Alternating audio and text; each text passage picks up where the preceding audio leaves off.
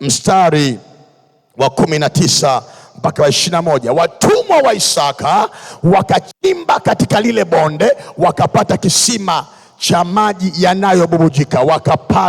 Wakapata. Rudi pale mstari wa 19, mtu wa Mungu. Wakapata. Nisikie mtu mmoja akisema wakapata. Sauti ni ndogo, mko wengi. Hebu sema tena wakapata. Sema tena wakapata. Sema tena wakapata. Sema tena wakapata. Mungu akupe neema ya kupata unachokitafuta mwaka huu. Mungu akupe neema ya kukipata, na ukisha kipata kisinyang'anywa na adui. Watumwa wa Isaka wakachimba katika lile bonde, wakapata kisima cha maji yanayobubujika. Tusogee mstari wa 20. Wachungaji wa Gerari wakagombana na wachungaji wa Isaka wakisema, maji haya ni yetu. Ndipo akakiita jina la kile kisima Eseki, kwa sababu waligombana naye. Tumalize mstari wa 21.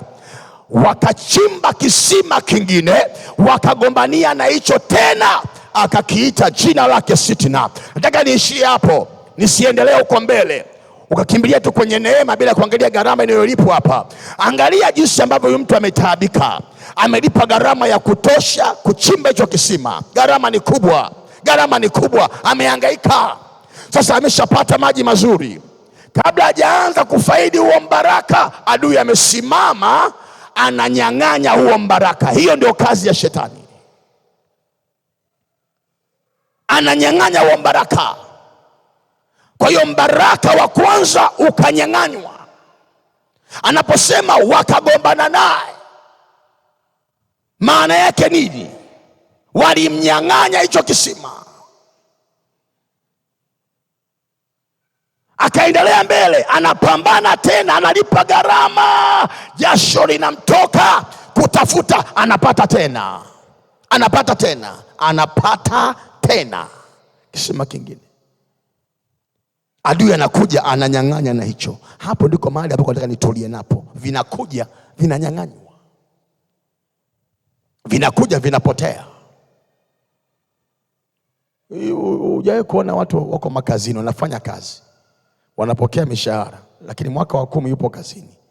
Muulize, tangu umeanza kazi mpaka leo hii mwaka wa 10 umepiga hatua gani? Anaweza kuonyesha hatua ambazo hazifanani na miaka aliyokaa kazini. Alafu kuna mwingine yuko mahali, inawezekana hata hana kazi nzuri kama alionayo huyu, lakini vya kwake vinaenda. Kuna vita vinaweza vikawa vinapatikana, lakini havina matunda kwako, vinapotelea njiani. Mchungaji mmoja aliongea mali nikapenda, akasema ogopa sana alaye. Vinakuja vinaondoka kwa namna mbalimbali. Sio tu kwamba wanapoteza mshahara, wanaweza kuleta mahitaji mengine ambayo hayakuwa ya lazima, ya kipepo tu. Nilikuwa ninahubiri ushirika wa Keko, alikuja askari mmoja na familia yake, ana watoto 3, kaja na mke wake. Sema, mtumishi wa Mungu, nipo kazini miaka ya kutosha, napokea mshahara, lakini hakuna mwezi wowote ambao mshahara umeingia sijauguza mwanafamilia ndani, au sijauguza nyumbani kule kijijini nilikotokea.